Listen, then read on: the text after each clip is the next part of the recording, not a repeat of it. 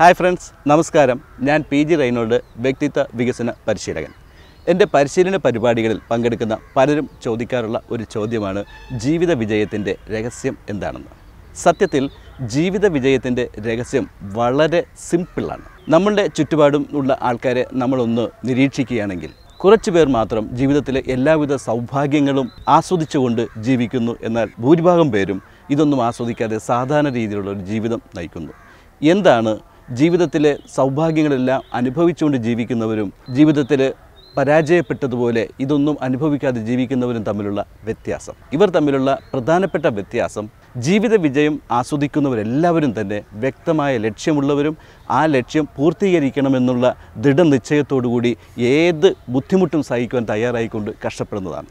എന്നാൽ ജീവിതത്തിൽ വിജയിക്കാത്തവർക്ക് വ്യക്തമായ ലക്ഷ്യമോ വ്യക്തമായ കാഴ്ചപ്പാടോ ഒന്നുമില്ല. അവർ തോന്നിയതുപോലെ ജീവിക്കുന്നു. അവർ എത്തുന്നത് എടുത്ത് ആണ് അവരുടെ ലക്ഷ്യം എന്ന രീതിയിൽ അവർ മുന്നോട്ട് പോയിക്കൊണ്ടിരിക്കുന്നു. അപ്പോൾ ശരിക്കും വ്യക്തമായ ഒരു പദ്ധതി ഉണ്ടെങ്കിൽ, ജീവിതത്തെക്കുറിച്ച് വ്യക്തമായ ഒരു കാഴ്ചപ്പാടുണ്ടെങ്കിൽ, ജീവിതത്തിൻ്റെ വിവിധ മേഖലകളെക്കുറിച്ച്, സമസ്ത മേഖലകളെക്കുറിച്ചും സാധാരണ രീതിയിൽ പലരും ലക്ഷ്യം എന്താണെന്ന് ചോദിക്കുമ്പോൾ പറയാറുള്ളത് ഒരു പ്രൊഫഷനാണ്. പ്രൊഫഷൻ വളരെ ശരി തന്നെയാണ്, പക്ഷേ അത് ജീവിതത്തിലെ വിവിധ ലക്ഷ്യങ്ങളിൽ ഒന്ന് മാത്രമാണ്. നമ്മൾക്ക് പ്രൊഫഷന് മാത്രമല്ല ലക്ഷ്യം വേണ്ടത്. നമ്മൾക്ക് എഡ്യൂക്കേഷൻ സംബന്ധമായിട്ട് ലക്ഷ്യം വേണം, നമുക്ക് ഫാമിലി സംബന്ധമായിട്ട് ലക്ഷ്യം വേണം, നമുക്ക് ആരോഗ്യ സംബന്ധമായിട്ട് ലക്ഷ്യം വേണം, നമുക്ക് സമ്പത്തിനെ സംബന്ധിച്ച് വ്യക്തമായ ഒരു ലക്ഷ്യം ഉണ്ടാകണം. അതേപോലെ തന്നെ നമ്മൾക്ക് ജീവിതത്തിൽ ആസ്വാദനം ഉണ്ടാകണം. അതിനുവേണ്ടി നമുക്ക് ലെഷറിന് വേണ്ടി ഒരു ലക്ഷ്യമുണ്ടാകണം. ഒപ്പം നമ്മൾ സമ്പത്ത് ആർജിക്കുമ്പോൾ ഈ സമ്പത്ത് മറ്റുള്ളവർക്ക് ദാനം ചെയ്യുവാനായിട്ടും നമ്മൾക്കൊരു ലക്ഷ്യമുണ്ടാകേണ്ടിയിരിക്കുന്നു. അപ്പോൾ ലക്ഷ്യം തന്നെ ജീവിതത്തിൻ്റെ സമസ്ത മേഖലയുമായിട്ട് ബന്ധപ്പെട്ടിട്ടുള്ളതാണ്. കേവലം ജോലിയെ സംബന്ധിച്ച് മാത്രമല്ല. നമ്മളുടെ യുവതകളോട് സംസാരിക്കുമ്പോൾ അവർ ലക്ഷ്യത്തെക്കുറിച്ച് പറയുന്നത് പ്രൊഫഷൻ സംബന്ധമായിട്ടാണ്. ഈ ഒരു ധാരണ തന്നെ തിരുത്തേണ്ടിയിരിക്കുന്നു. നമ്മൾക്ക് ജീവിതത്തിൻ്റെ വിവിധ മേഖലകളിലും വിജയം കൈവരിക്കണം. എങ്ങനെയാണ് നമുക്ക് ഈ വിവിധ മേഖലകളിൽ നമുക്ക് വിജയം കൈവരിക്കുവാനായിട്ട് സാധിക്കുന്നത്? സത്യത്തിൽ ഈ വിജയം എന്ന് പറയുന്നത് നമ്മളുടെ ഇപ്പോഴത്തെ ഫോൺ പോലെ തന്നെ ആണ്.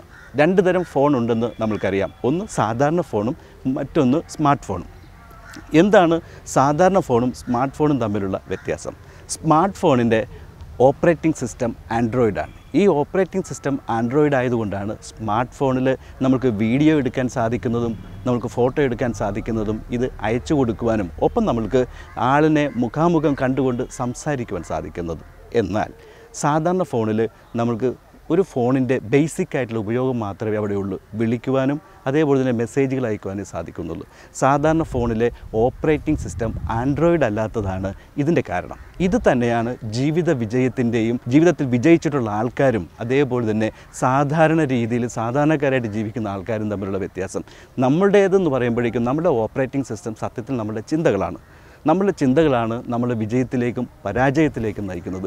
ജീവിതത്തിൽ വിജയിച്ചവരെല്ലാം വലിയ ലക്ഷ്യത്തോടു കൂടി വലിയ കാര്യങ്ങളെക്കുറിച്ച് ചിന്തിക്കുമ്പോൾ ജീവിതത്തിൽ പരാജയപ്പെട്ടവർ തങ്ങളുടെ പരിമിതികളെക്കുറിച്ചും തങ്ങളുടെ ജീവിതത്തിലെ പരാജയങ്ങളെക്കുറിച്ചും മാത്രം ചിന്തിച്ചുകൊണ്ട് അവർ മുന്നോട്ട് പോയിക്കൊണ്ടിരിക്കുന്നു. അങ്ങനെയാണെങ്കിൽ നമ്മളുടെ ചിന്തകൾ ക്രമപ്പെടുത്തിക്കൊണ്ട് നമ്മളുടെ ചിന്തകൾ മെച്ചപ്പെടുത്തിക്കൊണ്ട് നമ്മൾക്കും വിജയിക്കുവാനായിട്ട് സാധിക്കും.